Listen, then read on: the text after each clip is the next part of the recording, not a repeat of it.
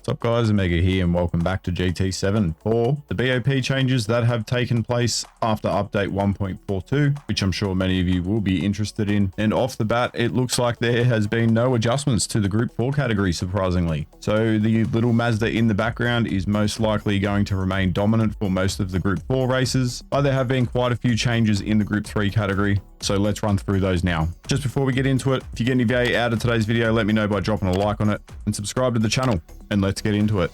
So the cars I'm going to run through first are going to be the cars that have been nerfed, then the cars that have been balanced, and then the cars that have been buffed. And starting off with the BMW M6, both the endurance and the sprint model, they've both received 7 kilogram weight increase, reducing its overall PP rating. Next up, we have the 2018 Nissan GTR. That's had a 6 kilogram weight increase, which has overall reduced its PP rating as well. Next up, we have the Peugeot RCZ. That has had 5 kilograms of weight added to it, resulting in around half a PP being taken away from the RCZ. So not looking too good for the RCZ there. And then moving on to the final one of the nerfs, we have the Toyota GR Supra, which has had 6 power taken away from it and a little bit of torque as well, overall reducing its PP rating. And moving on to the balanced cars, the AMG 2020 model has had 6 power increase and a bit of torque, but has also had 5 kilograms of weight added to it. So overall, hard to know sometimes how these are going to translate to the actual track on the game. But time will tell, and we'll just have to see how it goes once the fast guys get their hands on these cars.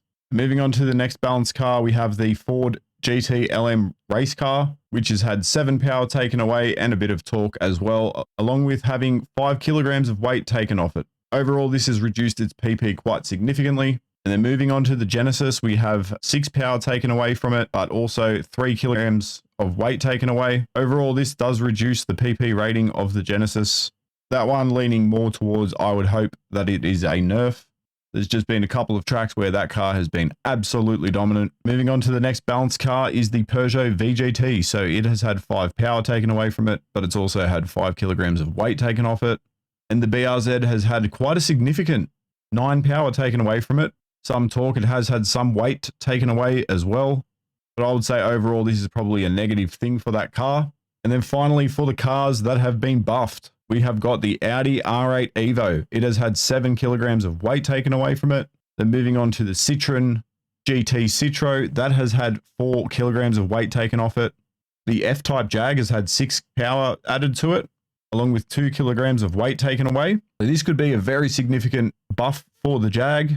The Group 3 Jag is never really used much, I would say. So it'll be interesting to see that come into the picture. Very cool sounding car, so why not? And next up, we have the Mazda Atenza. It has had 9 kilograms of weight taken off it, fairly significant amount of weight. Next up, the McLaren F1 has had 6 power added to it and a little bit of torque, driving up its PP rating by nearly 2 points. The Lancer has had 10 kilograms of weight taken away from it, so the Lancer could be very strong as well. Along with the Subaru WRX, 11 kilograms of weight taken away from it, and the Suzuki also 11 kilograms of weight taken away from it. So some pretty significant changes there. And yeah, thank you to GT Engine for the information in today's video. I've gotten this off their Twitter website, but they also do have a web page where they have all this information. So I'll leave that linked in the description. Let me know what you think of these changes. Are they going to be good or are they going to be bad? Down in the comments below. Thank you so much for watching, and I'll catch you in the next one. Cheers.